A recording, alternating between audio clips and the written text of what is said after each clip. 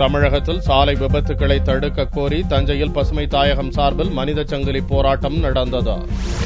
தமிழகத்தில் தொடர்கதையாகும் சாலை விபத்துகள் குறித்து விழிப்புணர்ச்சி ஏற்படுத்தும் வகையில் மாநிலம் தழுவிய அளவில் பாமகவின் பசுமை தாயகத்தினர் மனித சங்கிலி போராட்டத்தில் ஈடுபட்டனர். தஞ்சையில் பழைய பேருந்து நிலையம் அருகில் நடைபெற்ற மனித சங்கிலி போராட்டத்திற்கு மாநில துணை பொதுச் செயலாளர் ஆலயமணி தலைமை தாங்கினார்.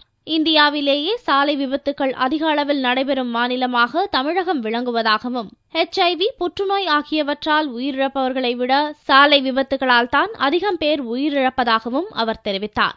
HIV, நீரிழிவு, புற்றுநோய், வன்முறை போன்றவற்றால் உயிரிழப்பவர்களை விட சாலை விபத்துகளில்தான் இன்றைக்கு உயிரிழக்கக்கூடிய நிலைமை அதிகமாக இருந்து வருகிறது.